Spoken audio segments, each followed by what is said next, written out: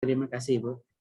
Assalamualaikum warahmatullahi wabarakatuh. Yang saya hormati Pak Santo, yang saya hormati Pak Fauzi, Bu Lisbeth, dan Ibu Bapak sekalian, Bu Marialis, Mas Yusri, dan Ibu Bapak sekalian, tim pengembang kurikulum.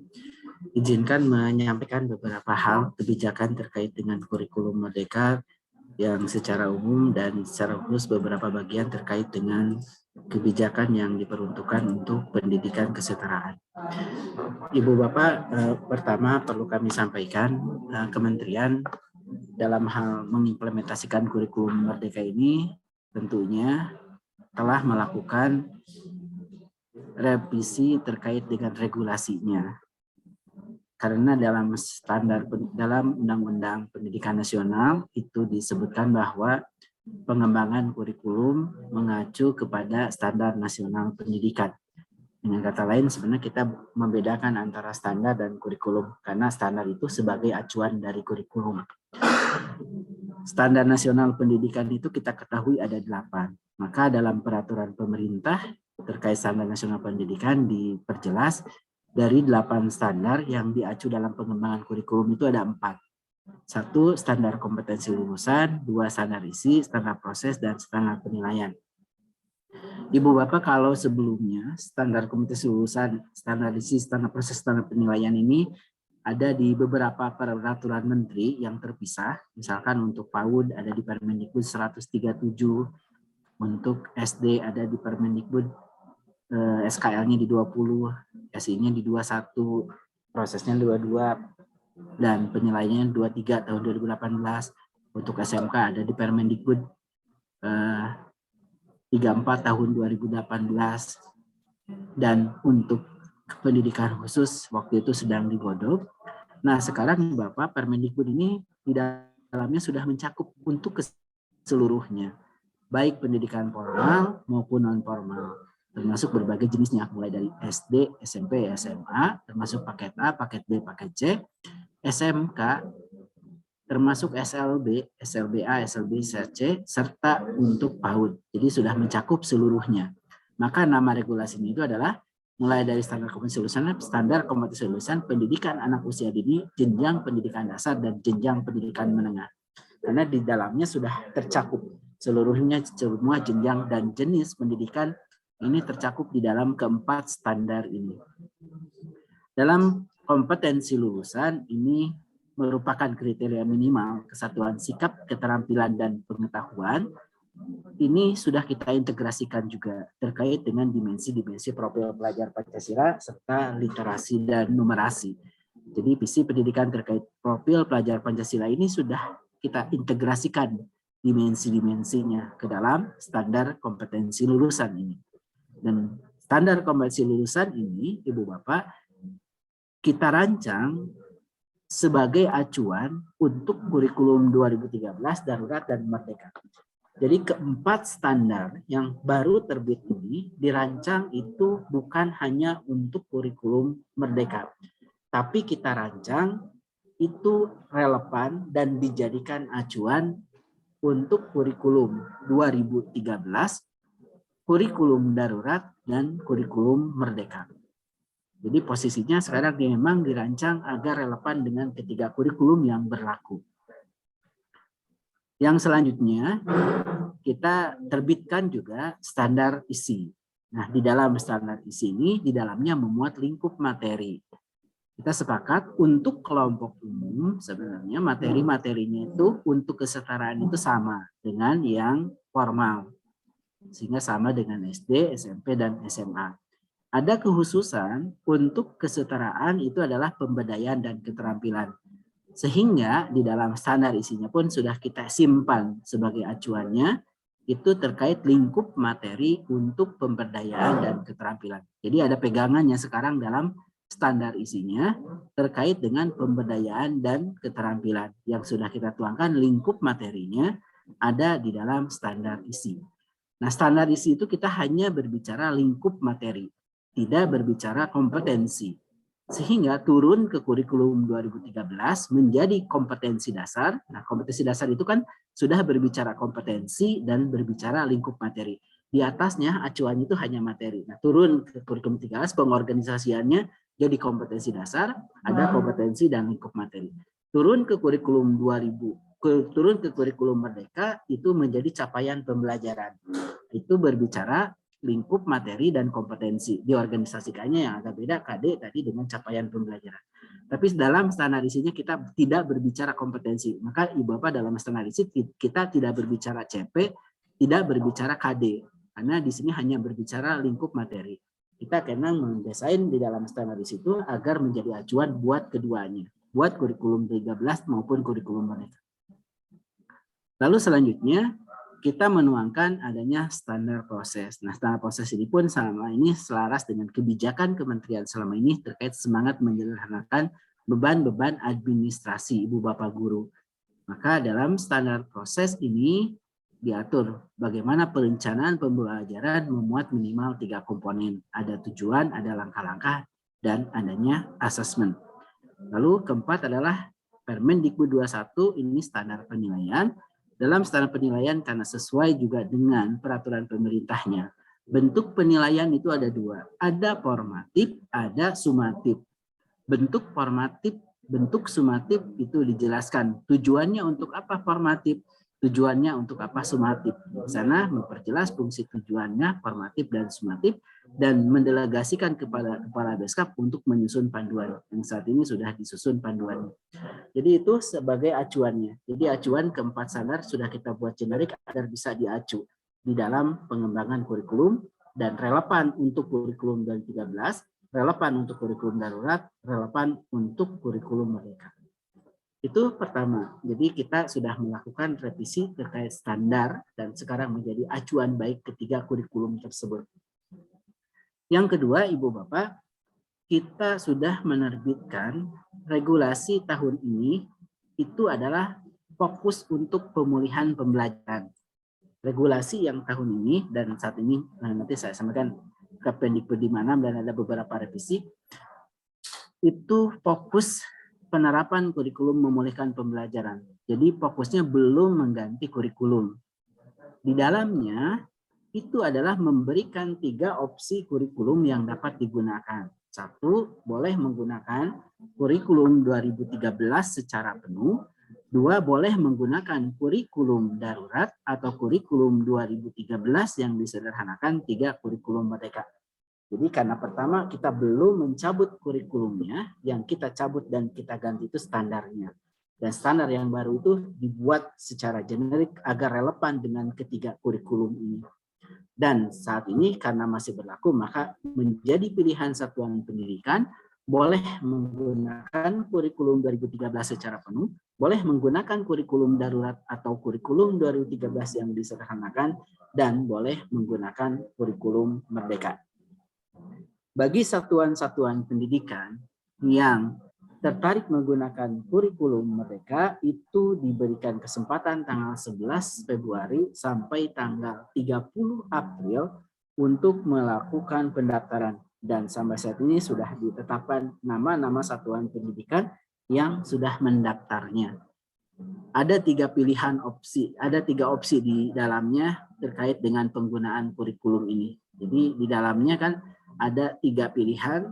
1 adalah kurikulum menerapkannya opsi mandiri belajar, 2 mandiri berubah, dan 3 mandiri berbagi. Itu 3 opsi kurikulum yang ditawarkan. Kalau yang masih mandiri belajar nanti dapodiknya belum kita akan ubah. Jadi masih akan menggunakan K13, termasuk struktur kurikulumnya dan termasuk acuannya masih mengacu kepada kompetensi dasar. Lalu untuk kurikulum Merdeka yang opsinya mandiri berubah dan mandiri berbagi, nanti dapodiknya akan otomatis disesuaikan menggunakan kurikulum Merdeka. Itulah bagi yang memilih mandiri berubah, mandiri belajar, mandiri berbagi, di tahun ajaran baru ini sudah akan menerapkan langsung kurikulumnya. Adapun Ibu Bapak, penerapan kurikulum Merdeka ini kalau tahun lalu itu hanya dilaksanakan di program. Nah, program kan untuk program ini dilakukan di sekolah formal, belum di sekolah non formal. Pada tahun ini penerapan kurikulum ada 2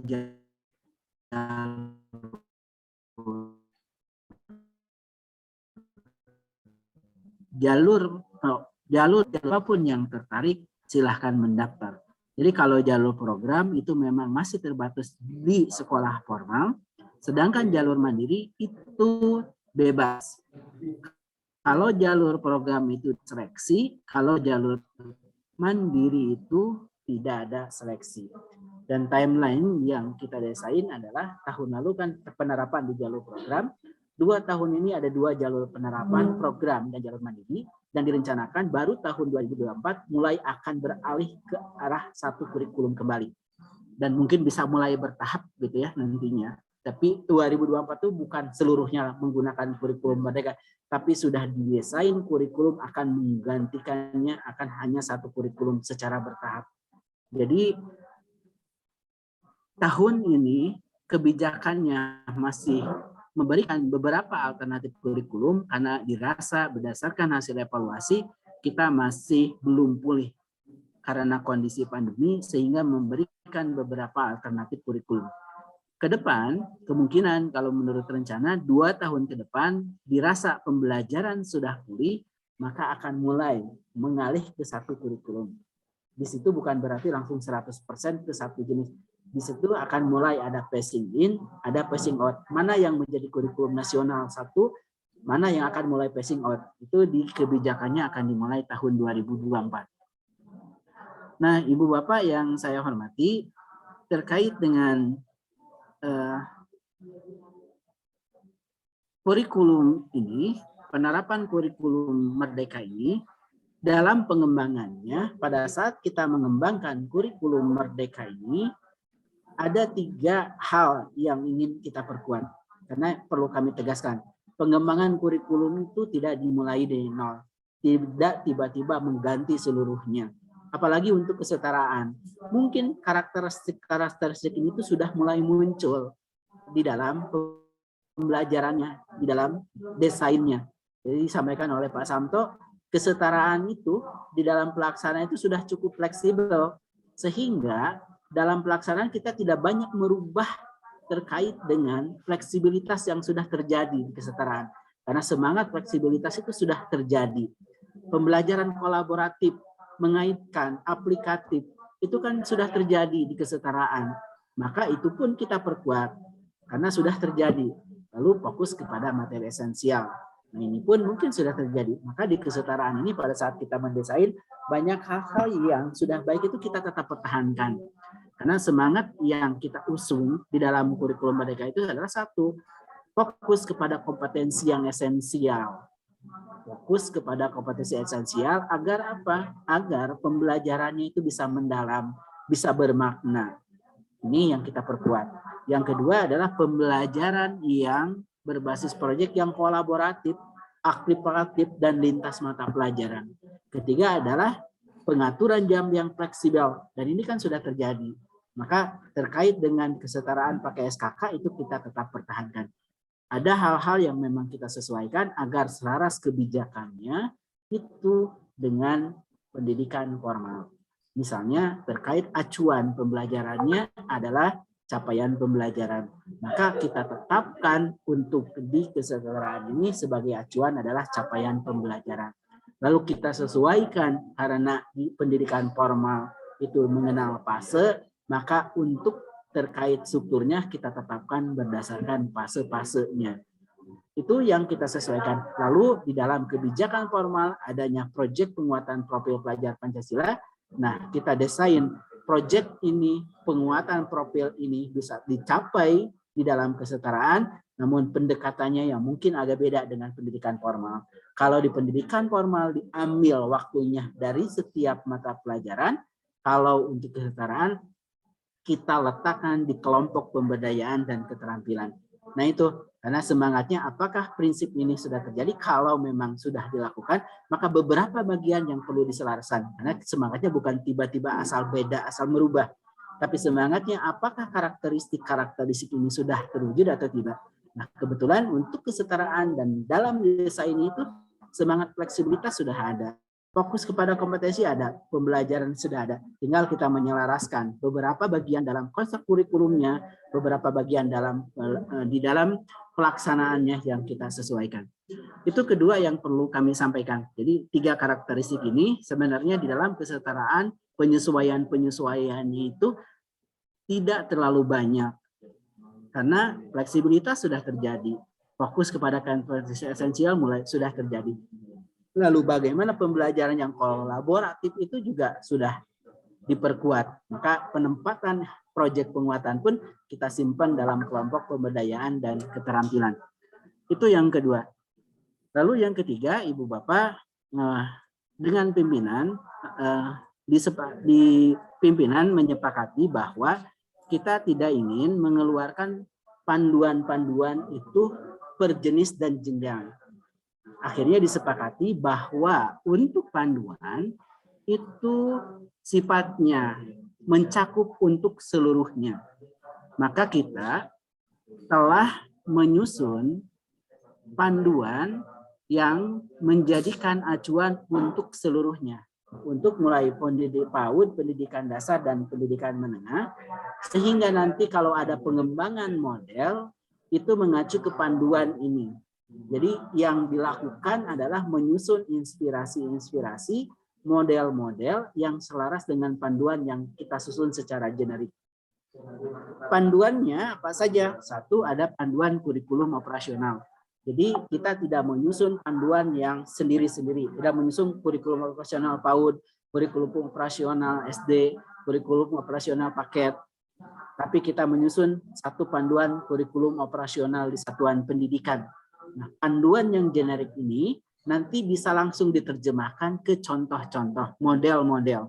Maka mungkin dalam konteks inilah nanti di satuan pendidikan untuk di kelompok pendidikan kesetaraan akan menyusun model yang mesti selaras dengan panduan. Karena arahannya adalah kita tidak menyusun panduan yang spesifik jenjang jenis, tapi panduan yang mencakup keseluruhnya. Dan nanti pengembangannya, model-modelnya mesti selaras dengan panduan ini.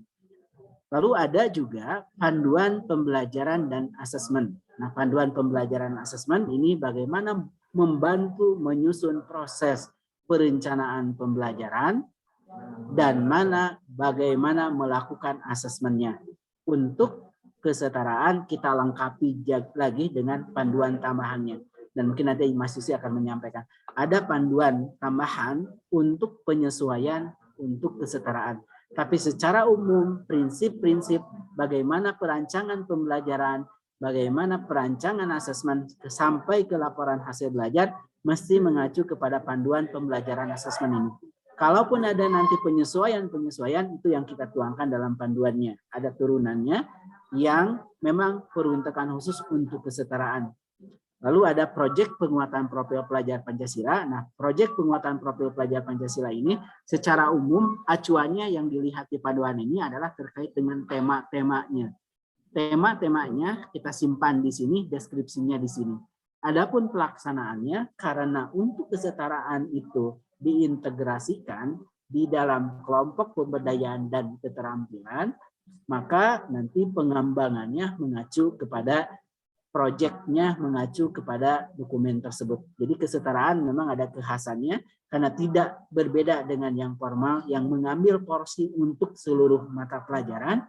Untuk kesetaraan ini kita tidak mengambil alokasi waktu dari setiap mata pelajaran, maka kita ambil waktu-waktunya itu diintegrasikan di kelompok pemberdayaan dan keterampilan. Jadi nanti dilengkapi 3 panduan ini, dilengkapi kita menyiapkan asesmen dan melengkapi terkait dengan proyek yang memang untuk kesetaraan. Dan ini disusun bersama dari tim pusat kurikulum dengan tim dari PMPK. Jadi tim Pak Fauzi dan tim dari Pak Mas Yusri waktu itu menyusun bersama turunan-turunan dari sini.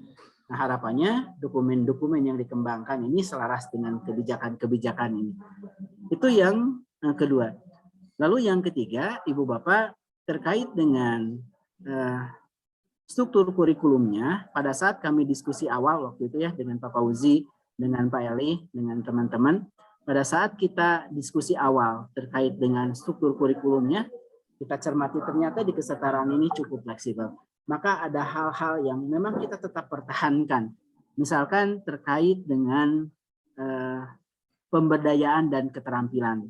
Ini yang menjadi kecirian khasnya. Dan secara bersamaan kebetulan tahun lalu kami merevisi standar isi. Akhirnya kita pemberdayaan keterampilan sebagai rujukan dalam standarnya kita simpan dalam standar isi. Lalu terkait dengan muatan belajar, pendidikan kesetaraan dinyatakan dalam satuan kredit kompetensi karena variasinya peserta didik untuk kesetaraan ini yang ada di usia belajar, ada di luar usia belajar, ada yang memang menginginkan memilih dari awal mantap untuk mengikuti jalur non formal, ada yang memang karena kondisi geografis, ada yang kondisi ekonomi. Nah, karena beragam kondisi tersebutlah yang akhirnya kita tetapkan, kita sepakati bahwa kita pertahankan muatan belajar di pendidikan kesetaraan itu dengan satuan kredit kompetensi. Dan alhamdulillah disetujui pimpinan. Ini yang kita tetapkan. Nah, yang kita lakukan beberapa perbaikannya adalah terkait dengan strukturnya yang kita awalnya per tingkat, kita sekarang desainnya per fase. Karena untuk pendidikan formal sebagai capaian perlu dicapai itu kita tetapkannya per fase. Maka fase ini kita gunakan yang awalnya per tingkat menjadi per fase. Di fasenya, fase A itu di kelas 1, 2, fase B kelas 3, kelas 4, dan fase C kelas 5, kelas 6. Di mana kita sepakati juga, kita tetap bahwa untuk kesetaraan pendidikan kesetaraan ini diberikan secara gelondongan. Tanda kutip gelondongan itu kalau untuk di pendidikan formal kan setiap mapel sudah punya lokasi waktu yang sudah sama, sudah ditentukan. Misalkan agama 3 jam, Pancasila 3 jam, berapa jamnya sudah ditentukan. Nah, kalau untuk kesetaraan ini kita memberikan alokasi waktunya sama dengan di K13, dengan total waktunya itu juga sama. Tapi penetapannya kita tentukan per fase. Maka kita tetapnya SKK-nya seperti ini ya. Jadi pertimbangannya kita konstruksi awal terkait dengan SKK lalu per fase agar menyelaraskan karena fokus dari kesetaraan itu bagaimana capaian pembelajaran tercapai. Maka untuk mencapainya dengan beragam variasi tadi muatan belajar, nah maka kita tetapkanlah per fase. Nah selanjutnya Ibu Bapak yang mungkin kemarin agak menjadi diskusinya adalah terkait dengan PJOK dan seni budaya yang waktu itu disimpan kalau nggak salah di bawah ya di kelompok pemberdayaan keterampilan. Maka sekarang Ibu Bapak waktu itu menjadi pertanyaan, nah ini apa bedanya keterampilan umum dan keterampilan khusus? Akhirnya kita sepakat ya. Oh, kalau di kelompok umum khusus itu terkait dengan PJOK budayaan, biar keterampilan itu tidak dipilah keterampilan umum, keterampilan khusus ya udah jelas keterampilannya, apalagi dalam standar isinya juga diperjelas apa itu keterampilan, apa itu pemberdayaan, maka kita naikkan PJOK dan seni budaya dalam kelompok umum. Nah, inilah yang kita konstruksinya ya. Jadi kelompok umum dan kita sepakat capaian pembelajaran untuk kelompok umum dan ini pun berlaku di SMK. Jadi bukan hanya di kesetaraan, untuk kelompok umum agar setara, capaian pembelajarannya itu sama dengan kelompok untuk di reguler di SD, SMP, SMA. Jadi sama kelompok umum itu bukan hanya kita terapkan untuk kesetaraan, tapi kita terapkan juga kelompok umum ini sama untuk di SMK. SMK pun untuk kelompok umumnya tidak menyusun capaian tersendiri, tetapi sama dan mengacu kepada kelompok umum di SD, SMP, SMA. Itu yang perlu kami sampaikan. Jadi kelompok umum sama, sehingga untuk buku teks sebenarnya tidak menyusun khusus, bisa mengacu kepada yang ada, namun nanti diberikan fleksibilitas dalam mengajarnya karena bentuk variasi tadi SKK ya, yang memungkinkan nanti bisa jadi modul, bisa jadi bentuk-bentuk lainnya. Tapi capaiannya sama dan bisa menggunakan buku teks yang di kelompok formal. Lalu ada kelompok pemberdayaan dan keterampilan, Ibu Bapak. Nah, kelompok pemberdayaan keterampilan ini pun alokasinya ini ya, gelondongan alokasinya tidak khusus berapa pemberdayaan, berapa keterampilan. Dan untuk pemberdayaan dan keterampilan ini memang baru disusunnya, baru beberapa ya, 9 plus 1, 10 baru disusunnya. Secara bertahap kita membuka ruang satuan pendidikan mengembangkan capaian pembelajaran, pemberdayaan dan keterampilan karena kita belum tentu mampu identifikasi semuanya. Tinggal kita menggantung bagaimana mekanisme kalau satuan pendidikan dia menetapkan bagaimana penetapannya nanti agar dia diakui. Itu yang kelompok pemberdayaan dan keterampilan. Jadi dalam kurikulum sama ada kelompoknya. Nah sekarang lebih dipertegas ada kelompok umum dan fokus terkait profil pelajar Pancasila karena ini menjadi desain kita untuk seluruhnya yang berbeda. Di formal itu kita ambil alokasi dari setiap mata pelajaran. Kalau untuk kesetaraan kita integrasikan di dalam kelompok pemberdayaan dan keterampilan. Nah ini yang mungkin Bapak juga mungkin sudah tidak familiar ya karena SKK sudah digunakan. Yang mungkin kebaharuannya adalah penetapannya alokasi SKK itu kita bobotnya dalam bentuk per fase. Lalu untuk kelompok umum naik mata pelajaran seni dan PJOK yang mungkin sebelumnya di keterampilan kita naikkan ke atas ya, ke kelompok atas, ke kelompok umum. Nah, baru di SMA nanti ada mata pelajaran pilihan ya, perlakuannya sama seperti di SMA, ada kelompok mata pelajaran pilihan yang tidak di kelompok IPA IPS bahasa ya. Jadi ada kelompok karena biar memungkinkan juga nanti sama di kesetaraan pun. Misalkan setelah pakai C dia masuk ikut mengikuti jalur UTBK dan lain-lainnya. Maka kita desain juga polanya di SMA itu sama. Adanya kelompok pilihan tambahannya untuk di SMA. Itu mungkin gambaran untuk kebijakan kurikulumnya terkait dengan di kesetaraan. Nah sekarang terakhir saya Bapak izin menyampaikan kebijakan yang dilakukan di kesetaraan untuk seluruh jenjang, bukan hanya untuk kesetaraan, terkait dengan implementasinya. Kalau tadi terkait kebijakan kurikulumnya, sekarang terkait dengan implementasinya.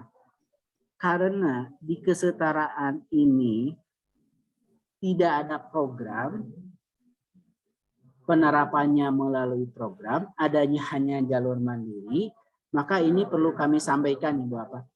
Kalau jalur program sekolah penggerak dan program SMKPK itu ada pelatihan, ada pendampingan, ada intervensi-intervensi. Kalau jalur mandiri dan karena kesetaraan ini seluruhnya jalur mandiri, maka peran pemerintah itu tidak akan melakukan pelatihan pendampingan langsung kepada satuan pendidikan. Yang ada adalah 6 strategi ini. Pertama, sebagai fokus adalah dibentuknya kami harapkan adanya komunitas-komunitas belajar dalam hal ini baik dalam satuan pendidikan, bisa di dalam tingkat daerah atau komunitas daring, apalagi dengan pada saat ini ya memungkinkan sekali komunitas daring yang lintas daerah. Nah kita dorong bentuk komunitas-komunitas belajar, mana hal ini untuk menguatkan untuk belajarnya Ibu Bapak bisa didukung dari platform Merdeka Mengajar, bisa didukung dari serial webinar, bisa didukung dari helpdesk, bisa didukung dari mitra pembangunan. Nah, ini untuk belajarnya, termasuk panduan-panduan tadi. Saat ini baru 3 panduan yang kita simpan, kurikulum operasional, pembelajaran asesmen, lalu pembelajaran panduan proyek penguatan, dan panduan yang kemarin sudah disusun akan kita simpan juga, yang baru disusun bersama-sama, akan disusulkan di website kurikulum.kemdikbud. Kami kemarin sudah mengeluarkan surat edarannya ke seluruh kepala dinas terkait dengan strategi implementasi kurikulum Merdeka ini. Di mana untuk belajar semuanya lewat platform Merdeka Mengajar. Untuk mengetahui beberapa kebijakannya, Ibu Bapak mengakses website kurikulum.kemdikbud.go.id. Panduan-panduan yang sudah disusun itu akan disimpan di website kurikulum.kemdikbud.go.id. Adapun contoh-contoh yang disusun oleh Kemdikbud itu akan disimpan di platform Merdeka Mengajar. Jadi hasil contoh-contoh yang dikembangkan semua mengaksesnya itu lewat platform Merdeka Mengajar, tidak mengembangkan sendiri-sendiri. Jadi semuanya akan disimpan di platform Merdeka Mengajar. Jadi mungkin setelah ini Ibu Bapak susun nanti kita komunikasi dengan tim Wartek untuk hasil produk yang dikerjakan Ibu Bapak, contoh-contoh disimpan di platform Merdeka Mengajar ini. Karena strategi yang akan kita lakukan agar satuan pendidikan untuk mengimplementasikannya dapat belajar mandiri, dipelajari di komunitas-komunitas belajar. Nah, sarana bagaimana memperoleh akses materi ini kita dorong untuk melalui platform Merdeka Mengajar. Jadi Bapak ya, tadi kalau komunitas belajar ada komunitas belajar dalam satuan pendidikan, komunitas antar satuan, dan komunitas daring. Nah, ini komunitas ini apa saja yang dapat dilakukannya ya, belajar bersama melalui platform Merdeka Mengajar. Jadi komunitas tadi itu belajarnya di PMM, membaca panduan yang dikeluarkan BSKP atau webinar, mendiskusikannya, menginformasikannya. Jadi semua panduan itu kita simpan nanti di website kurikulum. Karena amanah dari regulasinya mengamanahkan menyusun panduan-panduan. Nah, disimpan di website kurikulum, lalu contoh-contoh, nah contoh-contoh yang termasuk Ibu Bapak hari ini susun bersama mungkin, nah itu akan kita sama-sama simpan di PMM untuk dipelajari bersama. Nanti bisa juga nanti ya komunitas belajar itu, selain belajar bersama, ada lokakarya, juga ada praktik baik untuk mencari solusi bersama. Nah, selanjutnya Ibu Bapak, ini terkait dengan platform Merdeka Mengajar. Jadi platform Mengajar ini sudah diluncurkan oleh Kemdikbud pada tanggal 11 Februari 2022 di episode 15 bersamaan dengan kebijakan kurikulum Merdeka. Nah, ini membantu pendidik mengajar dalam mendapatkan pemahaman, referensi, dan inspirasi. Jadi harapannya dokumen-dokumen yang disusun oleh Kemdikbud nanti bersama-sama kita kirim ke platform Merdeka Mengajar. Makanya kita kolaborasi terus bersama karena sebagai ini terkait dengan kebijakannya kita kawal bersama, kita susun sebelum kita kirim, kita pastikan terkurasi dengan baik, baru kita sistem dan kita komunikasikan disimpan di platform Merdeka Mengajar. Berbagai contoh-contohnya. Karena di dalam platform Merdeka Mengajar ini ada video inspirasi, terdapat kumpulan video inspirasi yang telah dikurasi, terdapat pelatihan mandiri, topik-topik pelatihan terkait kurikulum Merdeka, bukti karya menu, membangun portofolio karya agar saling dapat berbagi komunitas belajar, asesmen murid. Nah, terkait dengan Ibu Bapak yang mungkin konteks hari ini adalah bagaimana penyediaan perangkat-perangkat ajarnya. Jadi penyediaan perangkat-perangkat ajarnya termasuk contoh-contohnya. Inilah yang kita siapkan ya, berbagai perangkat ajarnya untuk disimpan di platform Merdeka Mengajar. Karena mendorong satuan pendidikan seluruhnya untuk proses pembelajaran tidak dilakukan pelatihan pendampingan langsung, tapi mengakses terhadap platform Merdeka Mengajar. Nah, peran inilah kita yang sedang kita siapkan. Ibu Bapak, di dalam platform Merdeka Mengajar itu ada terkait info terkini, ada tentang kurikulum Merdeka, dan ada pelatihan mandiri. Jadi ada tentang kurikulum Merdeka, ini ya, tentang kurikulum Merdeka itu prinsip beserta dokumen-dokumen ya. Lalu ada pelatihan mandiri. Nah, yang dapat dipilih ya, Merdeka Mengajar, kurikulum Merdeka, perencanaan pembelajaran, asesmen penyesuaian pembelajaran karakteristik, proses belajar, dan proyek. Nah, ini bisa dipilih. Nah, kita menyediakan nih konten-konten di sini. Sama-sama menyediakan agar dapat dipelajari secara mandiri. Kita pun sudah melakukan serial webinar ya, sudah dilakukan, dan mungkin nanti tema-tema khusus untuk kesetaraan juga bisa kita usulkan supaya masuk ke dalam webinar-webinar yang sudah kita lakukan. Dan kita menyiapkan juga helpdesk. Nah, layanan pengaduan terpadu untuk program sekolah penggerak IKM berbasis web, lalu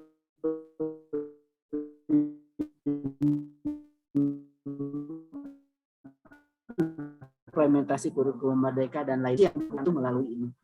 Ini tahapan-tahapannya ya. Dan kita juga sedang bintek dengan mitra pembangunannya yang nanti dapat membantu satuan pendidikan mengimplementasikan. Ada 19 mitra pembangunan yang saat ini sedang di Hotel Millennium bersama-sama kami untuk nanti dapat membantu bagaimana menerapkan, memahamkan ke kurikulum Merdeka ini. Nah, itu yang implementasi jalur mandiri ini 6 komunitas belajar melalui penyediaan praktik baik, melalui mitra pembangunan, helpdesk, serial webinar, dan platform Merdeka Mengajar. Nah, platform Merdeka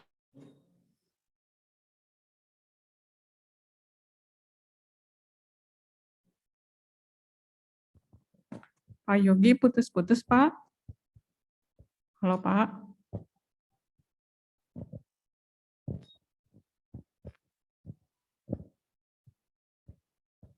Pak Yogi.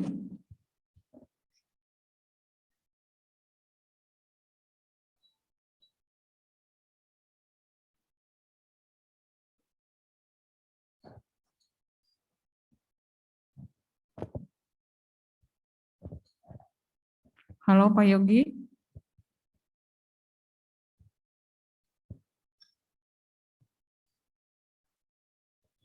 Pak Yogi putus-putus, Pak.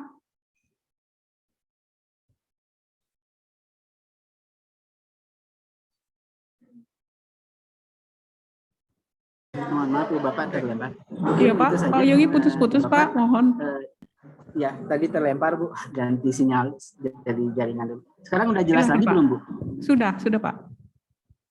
Nah, itu ya Ibu Bapak mungkin tadi di bagian terakhir bahwa untuk implementasi kurikulum Merdeka Jalur Mandiri ini, Kementerian tidak akan melakukan pelatihan pendampingan kepada sekolah secara langsung, tapi lebih ke 6 strategi ini.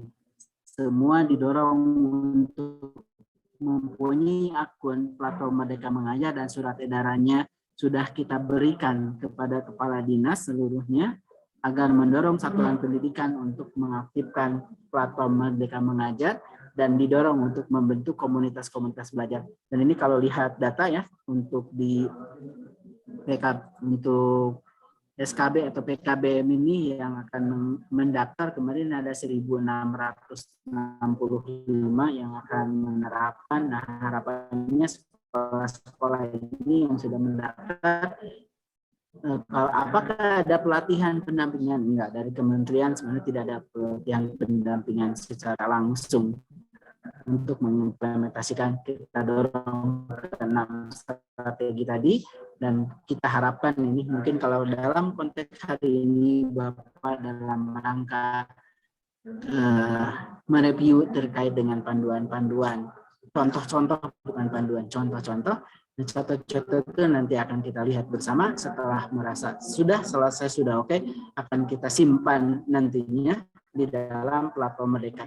Jadi contoh-contoh yang kita kembangkan akan disimpan di platform Merdeka Mengajar supaya orang sekolah semua untuk belajar mencari di mana semua melalui satu pintu, melalui platform Merdeka Mengajar.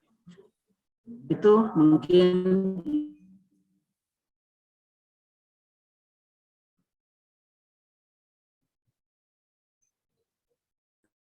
ya Ibu, saya kembalikan ke moderator Bu, mana kalau ini ada.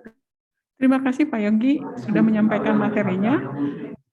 Barangkali saya tidak usah meresum lagi karena waktunya tinggal sedikit 15 menit. Bapak Ibu semuanya yang ada di Zoom dan yang hadir peserta di sini kami persilakan untuk bertanya berkaitan dengan materi yang sudah disampaikan oleh Pak Yogi. Silakan Bapak Ibu.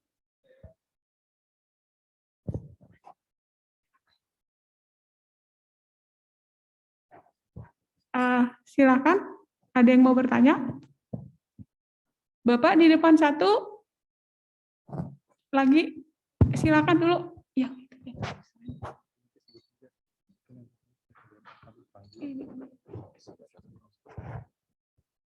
Silakan Pak.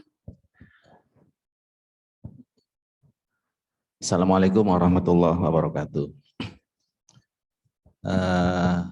Kami dari PKBM As-Salafiyah Pabuaran ingin minta kejelasan yang lebih jelas lagi perihal pelaksanaan kurikulum baru, diantaranya bahwa kita memang sudah memilih kurikulum mandiri belajar.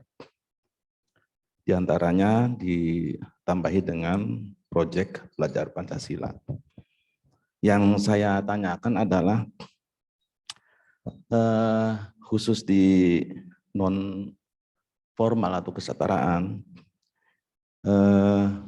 kita kayaknya perlu ada, kalau di formal itu ada guru penggerak, baik dari guru penggerak ataupun kepala sekolah penggerak termasuk sekolah penggerak. Ini nanti bagaimana solusinya ketika di non formal sendiri tidak ada atau belum memiliki guru penggerak maupun kepala sekolah ataupun tutor penggerak. Kemudian pertanyaan yang kedua, untuk nanti jika kita memilih suatu saat kurikulum mandiri berubah, nanti bahan-bahan yang tentunya ini ada perubahan-perubahan dari mulai, kalau istilahnya KI dan KD, ini ada perubahan dari KI itu menjadi capaian pembelajaran, juga KD menjadi tujuan pembelajaran. Itu biasanya KI dan KD ataupun capaian pembelajaran dan tujuan pembelajaran itu dari kementerian. Atau nanti solusinya bagaimana Pak? Bahan-bahan untuk penerapan kurikulum ini kami memperolehnya dari mana? Sedangkan kami sendiri bahan-bahan untuk kurikulum yang terbaru ini masih minim, artinya belum bisa untuk pelaksanaan kurikulum tersendiri. Itu untuk sementara itu saja dulu. Terima kasih. Wassalamualaikum warahmatullahi wabarakatuh. Terima kasih dari PKBM Ashabiyah. Silakan Pak Yogi, mungkin langsung dijawab saja. Monggo Pak. Ya, terima kasih Pak. Jadi untuk yang jalur mandiri sebenarnya bukan hanya untuk yang non formal ya. Jalur formal pun jalur mandiri itu kita tidak ada intervensi pelatihan langsung, pendampingan langsung kepada satuan pendidikan. Yang didorong tadi melalui intervensinya ke enam strategi tadi adalah melalui komunitas belajar, melalui serial webinar, melalui platform Merdeka Mengajar, melalui helpdesk, melalui mitra pembangunan. Nah, kalau kemarin ada guru penggerak, sebenarnya guru penggerak itu program yang dirancang bukan terkait kurikulumnya. Jadi ada guru penggerak, ada program sekolah penggerak. Kalau guru penggerak itu dirancang bukan terkait dengan kurikulumnya. Jadi didesainnya bagaimana melakukan transformasi pembelajaran yang tidak diajarkan untuk terkait spesifik kurikulum tertentu. Kalau guru penggerak. Kalau program sekolah penggerak memang yang dipilih adalah sekolah-sekolah pelaksana penggerak, program sekolah. Nah itu memang program sekolah penggerak baru itu yang melaksanakannya.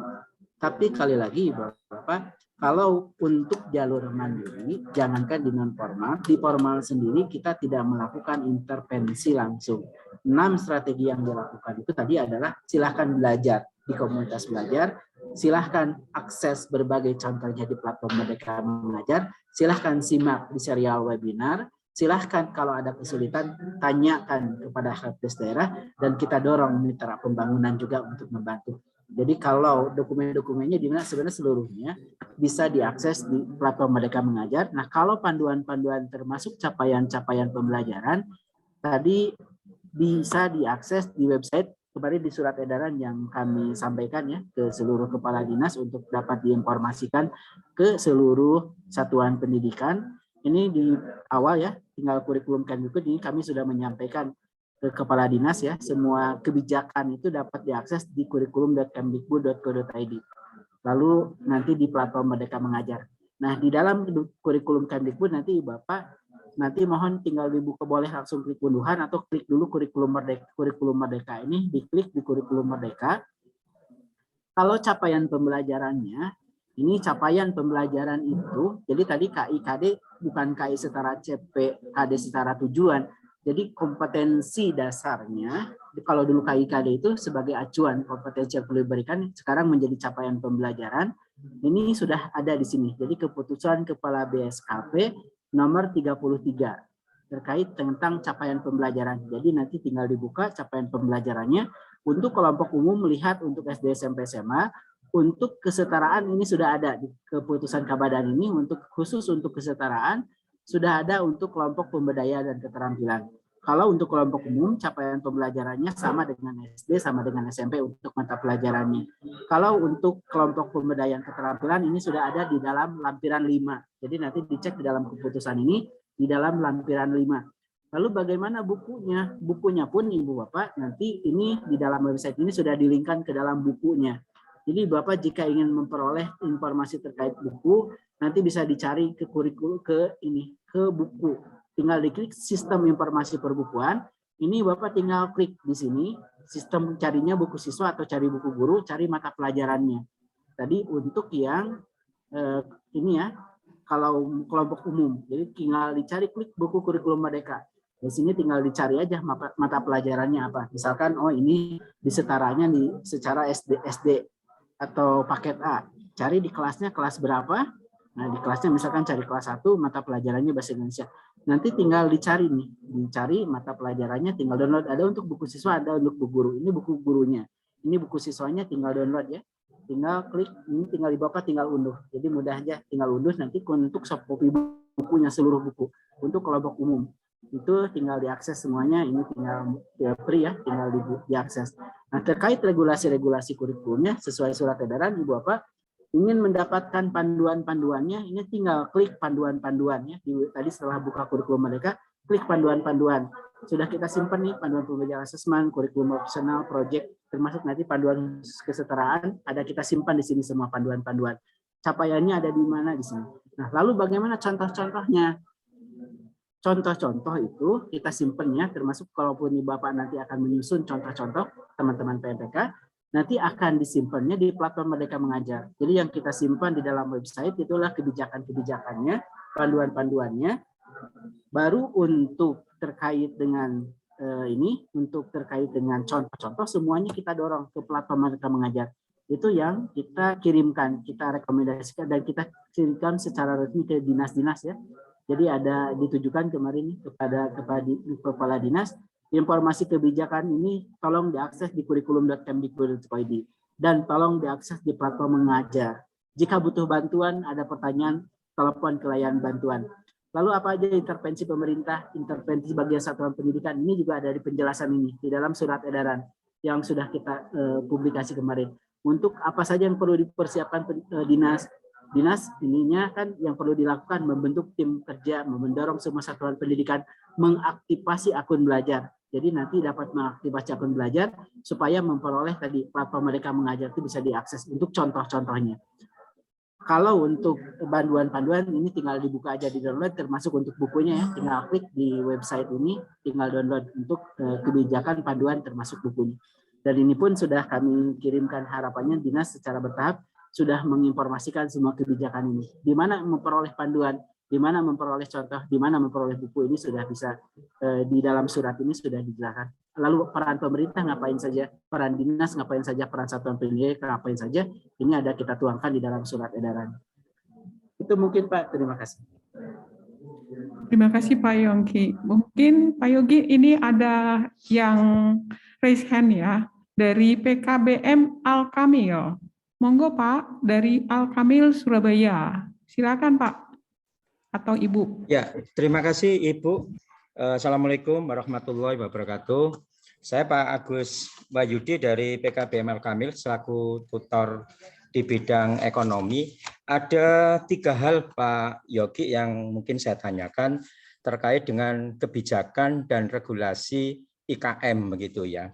Yang pertama, tadi saya melihat di struktur kurikulum itu di mata pelajaran pilihan di jenjang paket C kalau nggak salah di kelas 2 dan kelas 3 itu ada pilihan terkait dengan IPA, IPS, dan Bahasa Indonesia. Di lapangan yang terjadi di PKBM mulai awal sampai sekarang untuk jurusan Bahasa Indonesia itu kami tidak ada. Karena apa? Karena tidak diwadahi di dalam UNPK. Jadi ini mohon kejelasannya. Kalau memang itu nanti di kesetaraan ada jurusan Bahasa Indonesia untuk IKM dan tahun ajaran ini, kami mohon informasi. Itu yang pertama. Yang kedua, terkait dengan SKK, Satuan Kredit Kompetensi, memang kami tidak ada masalah insya Allah. Tetapi yang mungkin kami yakinkan kembali, saya sempat membaca di Permendikbud terkait dengan struktur kurikulum itu tidak ada kejelasan apakah masih sama di PKBM itu pola 1 SKK yang nanti kita membreakdown jumlah SKK itu kan masih gelondongan Bapak, masih utuh yang akan kita sesuaikan dengan kondisi masing-masing satuan pendidikan. Maka apakah masih ada pola 1 SKK itu masih diterapkan bisa melalui 1 jam tatap muka atau 2 jam tutorial atau 3 jam mandiri? Ini yang perlu penjelasan dari Bapak Yogi. Yang ketiga, terkait dengan satuan pendidikan yang sudah terdaftar IKM, apakah ada evaluasi dari sisi pelaksanaan Bapak? Karena apa? Tadi disampaikan di awal, pemerintah itu tidak menyediakan terkait diklat dan macam-macamnya. Maka kalau kami di Al-Kamil menyelenggarakan tahun ajaran Juli besok tanggal 18 insya Allah kami pakai pola kurikulum merdeka. Nah, evaluasinya itu dari dinas pendidikan atau dari direktorat atau dari mana? Karena terus terang kami juga perlu ada masukan saran apa yang kami selenggarakan itu apakah ada keberhasilan atau enggak. Ini mohon ada ketegasan Bapak. Mungkin 3 hal itu. Terima kasih Pak Yogi. Terima Baik, kasih Pak. Monggo Pak Yogi silakan Pak. Baik, makasih. Pertama kalau SKK ini dalam Kepmennya kita eksplisitkan di dalam Kepmennya muatan belajar pendidikan kesetaraan dinyatakan dalam satuan kredit kompetensi. Nah, satu SKK adalah satuan kompetensi yang dicapai melalui 1 jam tatap muka atau 2 jam tutorial atau 3 jam mandiri. Jadi ini di dalam Kepmennya sudah eksplisit sepertinya terkait dengan bahwa satu SKK itu bisa 1 jam tatap muka, bisa 2 jam tutorial, bisa 3 jam mandiri. Jadi ada dalam Kepmennya. Kalau keterangan SKK itu bagaimana ya? Jadi masih sama ini. Dan sudah eksplisit ini 1 jam itu, satu SKK itu 1 jam tatap muka, 2 jam tutorial, dan 3 jam mandiri. Lalu terkait dengan pilihan, Ibu Bapak, pilihan itu kan tentunya jangankan di pendidikan non formal. Pendidikan di formal saja, ini kan tergantung ketersediaan sekolah. Misalkan bahasa ini juga bahasa yang paling banyak kalau nggak salah bahasa Arab baru di 300 satuan pendidikan dari 16.000 SMA itu. Jadi jangankan non formal, untuk menyediakan itu intinya dari list ini mungkin sekolah hanya bisa menyediakan 1 sampai nomor 6. Jadi minimalnya 6 gitu. Bisa jadi ini yang nomor 7 sampai nomor 8 sampai 14 tidak tersedia. Jadi ini dibuka sesuai ketersediaan sekolah kalau pilihan. Jadi pilihan itu bukan berarti harus ke 16-nya disediakan. Kalau adanya hanya biologi, ada kimia, ada sosiologi, ada ekonomi, ya bukannya itu. Silahkan siswa milih gitu. Jadi memilihnya itu sesuai ketersediaan di satuan pendidikan. Kalau nggak ada gurunya bahasa Indonesia tingkat lanjut, nggak ada bahasa Jerman, nggak ada Korea, ya jangan dibuka. Di formal aja kan banyak belasan ribu sekolah belum pada punya gurunya, apalagi di non formal kalau untuk dipaksakan ada. Jadi silahkan buka sesuai yang tersedia gurunya. Guru biologi, kimia, fisika, biologi. Jadi antaranya ya. Jadi bukan berarti harus ada semuanya. Silahkan buka sekolah itu minimal menyediakan 7 mapel pilihan dari 18. Jadi keterangannya itu bukan seluruhnya harus dibuka oleh satuan pendidikan. Lalu yang ketiga terkait dengan evaluasi. Nah, evaluasi ini memang dilakukan kita tapi tidak populasi ya. Kalau dalam bentuk evaluasi terkait dengan pelaksanaan, kita sudah memprogramkan mengevaluasi satuan pendidikan sampel.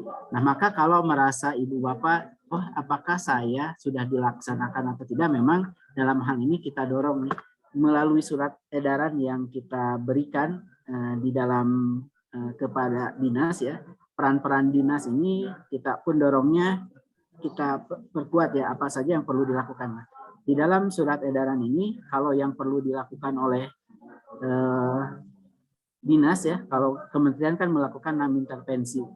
1, dinas pendidikan berperan penting dalam membantu dan mengawal implementasi kurikulum merdeka secara mandiri. 1, dorong membentuk tim implementasi di wilayahnya, yang unsurnya dinas, kepala sekolah, pendidik, dan lain-lain. 2, dorong satuan pendidikan aktivasi akun belajar. 3, lakukan pemantauan dan pendampingan implementasi secara mandiri melalui dashboard ini ya, dashboard ini untuk aktivitas belajar guru. Jadi pemantauannya kita dorong melalui ini. Yang nomor 3 mungkin yang Bapak tadi ya, spesifik kalau bagaimana Bapak merasa belum yakin dan lain-lain. Tapi kalau mengevaluasi pelaksanaannya kita diprogramkan ada monet yang sudah didesain. Tapi kalau pemantauan pendampingan implementasi kurikulum merdeka secara mandiri ini dipantau, harapannya dinas memantau melalui ini. Lalu untuk aktivitas belajar ini diakses melalui ini, lalu semua pendidik mampu mengakses perangkat ajar di PMM. Nah, apabila satuan pendidikan memutuskan menggunakan buku teks, dinas pendidikan kan mendorong ini juga. Ini yang harapannya didorong oleh dinas pendidikan. Jadi pemantauan pendampingannya tuh harapannya dibantu oleh dinas pendidikan. Karena peran pentingnya itu ada di dinas pendidikan. Kalau mungkin kementerian itu lebih ke melakukan evaluasi terkait dengan pelaksanaannya. Nah, kalau Ibu Bapak mungkin nanti dalam pelaksanaannya masih kesulitan, masih ada yang perlu ditanyakan setelah belajar sendiri dan lain-lain, kita dorong Ibu Bapak nanti silahkan ditanyakan ke pusat pelayanan ini yang sudah disediakan oleh kementerian. Itu mungkin Bapak, terima kasih.